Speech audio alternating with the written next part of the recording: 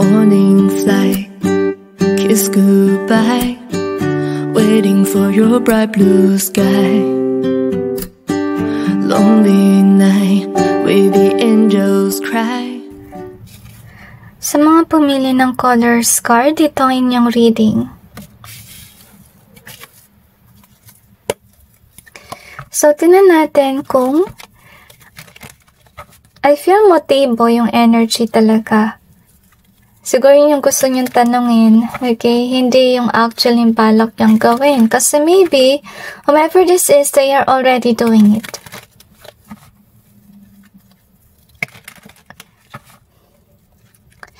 I feel nalalabas ang baho ng taong ito, whether they like it or not.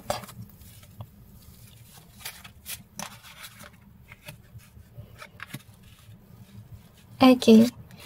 They asked me to cleanse. So, mag-cleanse lang tayo.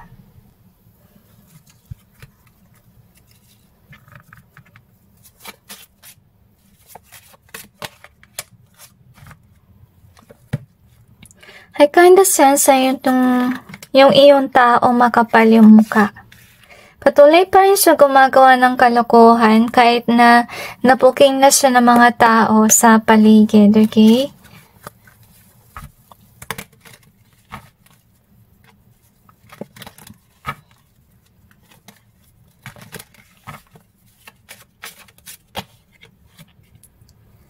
I'm sensing bayarin. Siguro kung sino man siya guys, pinayaran siya para gumawa ng kalokohan, kaya makapal yung kanyang muka. Parang wala siyang pakialam, siguro yung isip niya siguro na ginagawa lang niya yung kanyang trabaho, kaya siya gumagawa ng masama. Yung ganun bang vibe, okay? So maybe you're here kasi you're aware na may ginagawa siyang masama and you could be assuming na meron siyang masamang binabalak kasi nga masama yung kanyang gawain, okay? But guys, I kinda like feel na this person is just following the instruction, honestly speaking. So, you have the peaceful and stress. So, yung balak yung gawin is bigyan ng stress yung iyong buhay kasi napapansin nila yung iyong buhay ay peaceful. Okay, so look at this one. So, gusto ka nila talagang bigyan ng problema at gusto ka nilang maging alone or pwede rin lonely. Okay? At I kinda like feel yung energy na mabigat sa mata yung tears. Okay? So, I see here guys that you could be definitely a good person, honestly speaking. At saka yung balak niyang gawin, kung may jowa ka man, lagyan ng third party yung iyong love life. Okay? Yung balak niyang gawin. So, we have this beautiful and apology.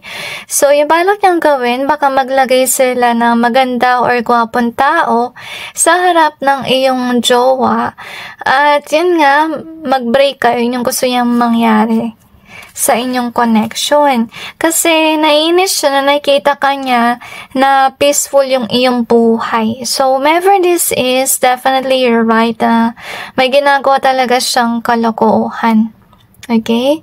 And we got a commitment being here. So, siguro naiinis siya kasi bago nang ginagawa niya sa'yo, hindi tumatalab. To be honest. So, we have this one. So, yung balak din niyang gawin is nakawan ka ng pera or maubos yung iyong yaman. Siguro itong tao na ito nag-i-ill-wish, to be honest with you. Kasi gusto ka nga niya maging malungkot kasi napapansin niya na masaya yung iyong buhay at minamahal ka rin ng mga tao, as you can see. So gusto niya masira yung iyong buhay. So, yun yung gusto niya mangyari. So, you have the color being here. So, ibig sabihin lang nun, maybe yung buhay mo ay makulay. So, gusto niyang i-dim yung iyong light. Kasi may light ka. So, you can see here, maybe masaya ka. At saka nakikita ka niya talaga na maganda yung iyong buhay. So, gusto niyang sirain. Parang, ano siya eh.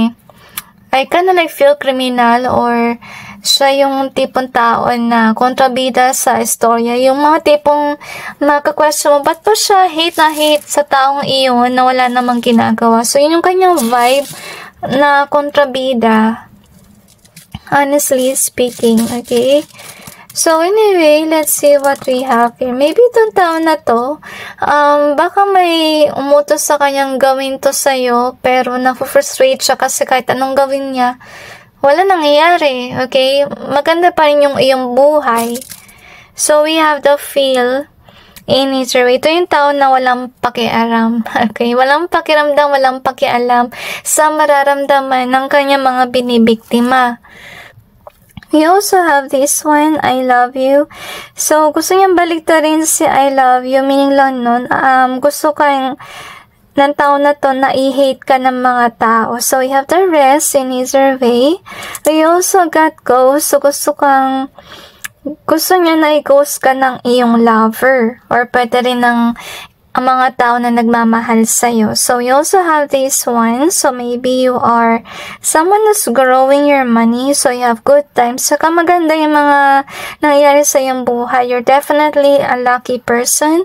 So, if ever you do have a lover, yung gusto niya mangyari sa'yo ay mawala yung iyong love life.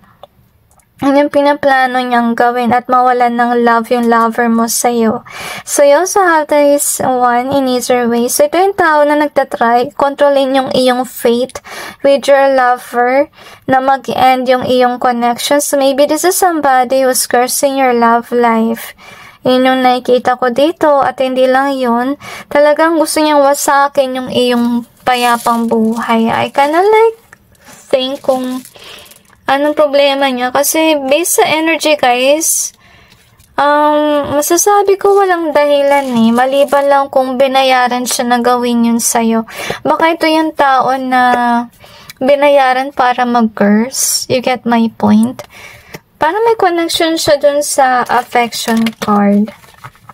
Okay? Anyway, tanyang tingnan yung affection card kasi baka makarelate kayo. Hindi ko matandaan. Yeah, affection card yun. Anyway, tingnan natin. Kung ano pang meron.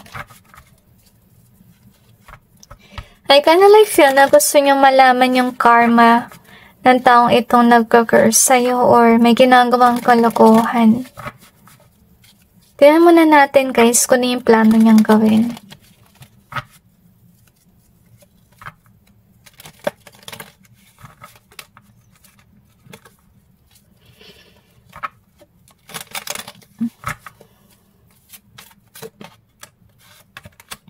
I feel na lagi siyang iniiwan sa ere.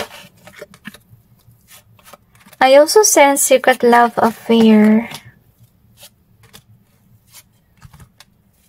Okay. Baka itong taon na rin to na atasan din siya na, i-try, i-grab yung love life mo. Or yung lover mo paalis sa'yo. Kasi nakita natin si third wheel dito. So, may nagutos sa kanya na sirain talaga yung love life mo, yung iyong buhay. So, yun nga, nakita kasi nila na meron kang love life. As you can see here, yung gustong gawin ng taong ito, mawala ng future yung love life mo, masira. As you can see. So, anyway, yung kanyang, I feel na gusto niya talaga ng karma. Wait lang guys, okay? Tapos lang natin to. So, anyway, ito yung balak din niyang gawin na magkalatan chismis about you. Kasi with the moon in reverse, ibig sabihin na nun illusion at hindi lumabas yung katotohanan. Pero whether they like it or not, lalabas yung katotohanan, guys. So, yun nga, ibebetray ka. So, maybe this is somebody who used to be close to you at penetray ka niya or ibebetray pa lang, honestly speaking. At ito nga yung balak niyang gawin na mawala yung peace sa iyong buhay. As you can see, at maging hopeless ka. At I feel na naiyak ko kasi lalo na kung close ka sa taong ito tapos, ganito yung gagawin niya. So, you have the Ace of Pentacles here. So, I kinda like feel na yung balak din niyang gawin is bigyan ka ng opportunity na hindi naman meant para sa'yo. So, maybe fake job offers can be. So, we also have this Page of Pentacles kasi I kinda like feel na gusto ka nilang malayo sa current job mo sa ngayon.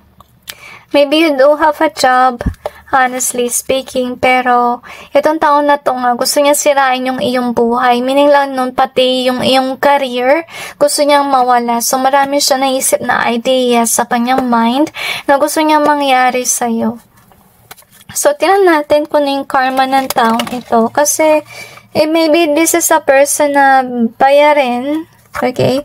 Bayaran para gumawa ng kalokohan. Tingnan natin yung kanyang karma.